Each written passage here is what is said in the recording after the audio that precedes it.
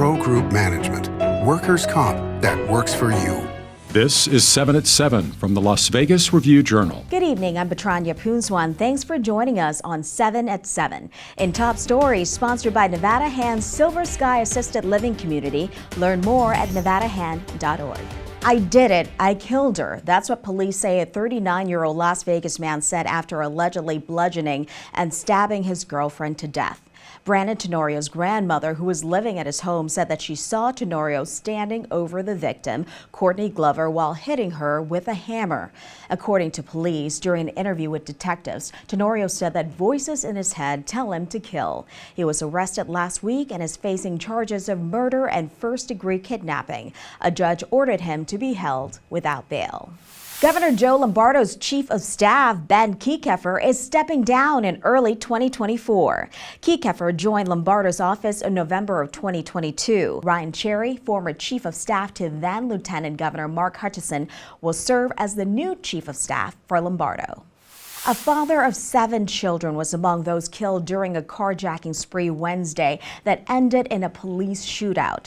39-year-old Jerry Lopez died after police say a man in his 30s stole Lopez's van at Durango Drive and Windmill Lane as the man tried to evade police. An online fundraiser for the Lopez family had raised more than $75,000 as of this afternoon. A man convicted of intentionally vandalizing a solar power plant and setting his car on fire at the scene was sentenced to 2 years in prison and ordered to pay more than $200,000 in restitution. 35-year-old Mohammed Mismarian was arrested in January after breaking into the MGM Mega Solar Array about 30 miles northeast of Las Vegas. He told police that he set the car on fire to send a message about clean energy and for the greater good. In weather sponsored by Star Nursery, your garden's partner for every bloomin' thing. Light winds remain throughout the evening with lows in the low 40s. Clouds will also hang around heading into your Friday forecast. Winds hitting some parts of the valley between 5 to 10 miles per hour. Highs in the low 60s. Looking ahead to your weekend, we will have highs in the mid to upper 50s, and there is a possibility of showers on Saturday. That should clear up Sunday with light winds returning and lows in the low 40s. In business, sponsored by Bank of Nevada, Bank on Accountability. A California-based takeout pizza chain is looking to expand rapidly in Las Vegas over the next year. Pizza Guys is set to open a Second Valley location in Southwest Las Vegas in February and plans to have at least 4 or 5 other locations by the end of 2024. The second Pizza Guys is opening near the intersection of Warm Springs and Cimarron Roads. Known as one of the fastest growing communities in the country, the city of Henderson is seeing a lot of commercial and residential construction to accommodate new residents over the last few years. Home values have risen exponentially, and some high-end properties have been built and put on the market this year. The RJ compiled a list of the top 5 home sales in Henderson in 2023. Number 1 on the list is a luxury hillside property in the Ascaya community. Sports, sponsored by Station Casinos, STN Sports. Download the app today. This week, former Raider Eric Allen was named a Pro Football Hall of Fame finalist for the class of 2024. Allen played 14 seasons, 4 with the Raiders, and was a 3-time All-Pro selection and a 6-time Pro Bowler. He finished his career with over 780 tackles, 54 interceptions, and 8 touchdowns. The Hall of Fame class of 2024 will be inducted during NFL honors here in Vegas on February 8th. In health, sponsored by Boulder City Hospital, we're here for you when you need us. Here's a question for you. Do you know the difference between long flu and long COVID? Health experts say both can show lingering symptoms, but symptoms alone make it difficult to differentiate between the two illnesses. Both flu and COVID can cause fever, cough, shortness of breath, fatigue, runny nose, and muscle aches. According to experts, what's different is the time after exposure for the symptoms to make themselves known. Someone exposed to the flu will typically experience symptoms 1 to 4 days later, while those exposed to COVID could take 2 to 14 days to start feeling the symptoms. Sports betting, sponsored by Las Vegas Paiute Tribal Smoke and Cigar Shop. The favorite has flipped in the NFL MVP market. 49ers quarterback Brock Purdy was the odds-on favorite to win the award before Monday's game against the Ravens. But after throwing 4 interceptions in a 33-19 loss, Purdy has soared to the 9-1 fourth choice at the Westgate Superbook.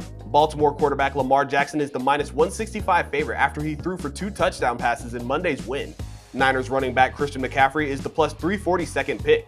And Dolphins QB Tua Tagovailoa is the 8-1 third choice. Now on to Lifestyle by Silverton Casino Lodge. This is Lodge Vegas. You probably received a gift card during the holidays, and while it may take gift cards years to expire, experts say it's still wise to use them up quickly. Some cards, especially generic cash cards from Visa or MasterCard, will start accruing inactivity fees if they're not used within a year, which eats away at their value.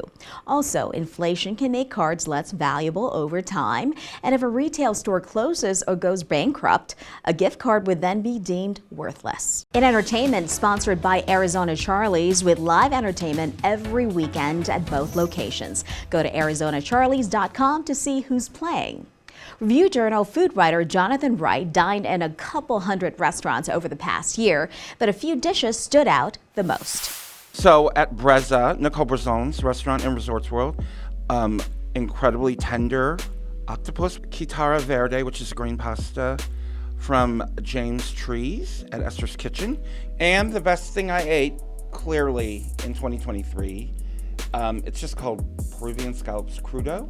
It's like a whoosh of flavor, but you can still taste the scallops. And I wanted to eat a dozen. City and county officials gathered to discuss safety precautions for New Year's Eve celebrations in Las Vegas, including road closures and a heavy police presence on the Strip and downtown. There'll be no glass bottles allowed on the Strip and on Fremont Street, beginning at 6 p.m. on the 31st and ending at 6 a.m. on the 1st. And you will not be allowed to have large bags such as luggage, diaper bags, computer bags, any item larger than 12 by 12 by 6 inches. And there will be no strollers or carts of any kind allowed.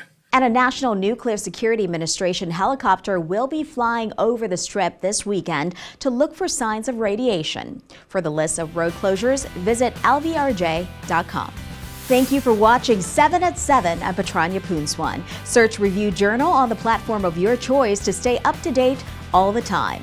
We'll see you tomorrow for 7 at 7 a.m. Review Journal Studio, sponsored by Adam Kuttner.